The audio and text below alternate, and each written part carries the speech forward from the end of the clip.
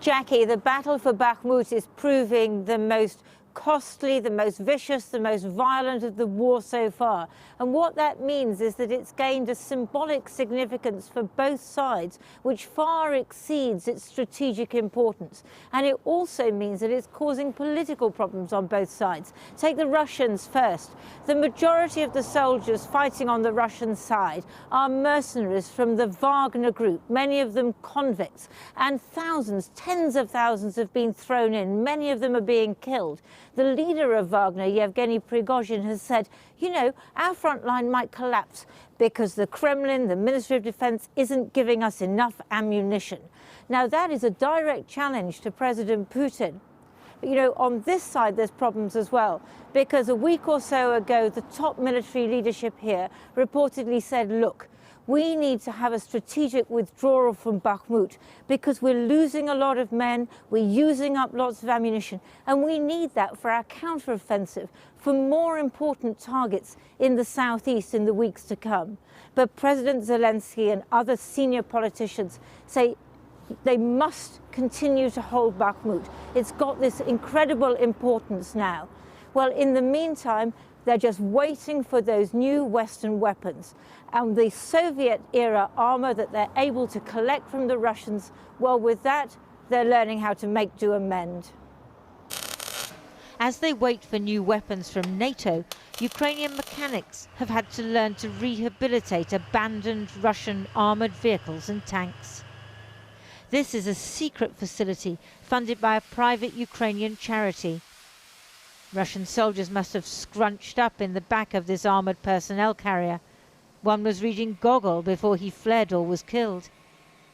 Pine needles lodged next to a bottle of liquid soap and a packet of aviator cigarettes. The Ukrainians haven't yet painted over the Z, the emblem of Russia's invasion of their country. Even if we will repair dozens machines, vehicles a day, it's not be enough for now. It's never enough. It's never enough. We can use 10 tanks, we can use 100 and 1,000 tanks just to free the lands occupied by Russian soldiers. So these Soviet-era remnants of the Cold War have been recommissioned for a 21st century conflict, first on one side and then on the other. This is the kind of ingenuity that's enabling the Ukrainians to keep the Russians at bay. But it's not enough. That's why they're desperate for more modern Western weapons, including tanks like the Challenger and the Leopard, and more precision artillery.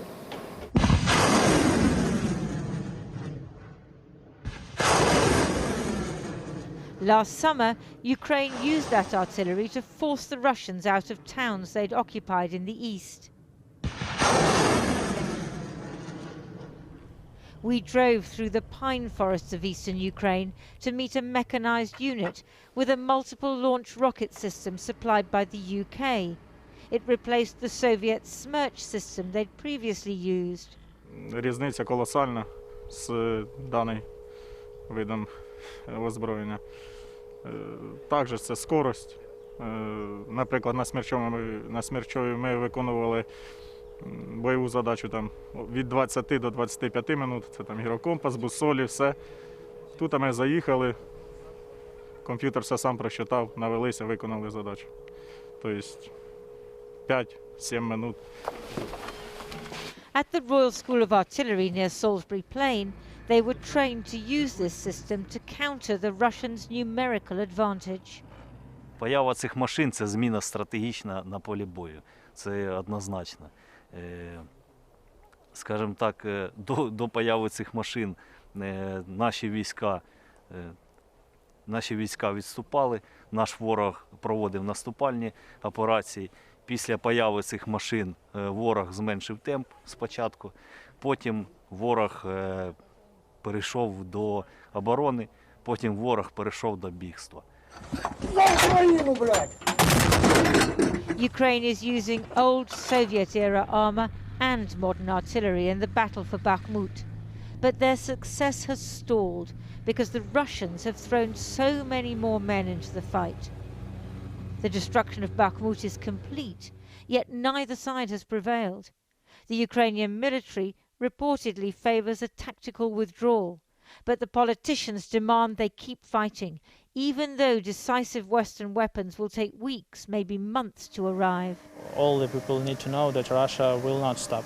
And everyone in Ukraine have lost something in this war. It's not about the compromise. They want to kill us as a nation. It's not just for the Donbas region or just Crimea region. It's a deeper. It's about killing Ukrainians, all of them. But the growing fear in Western capitals is that the war is unwinnable, and Ukrainians must accept that all new weapons can do is help them negotiate from a position of greater strength. And you can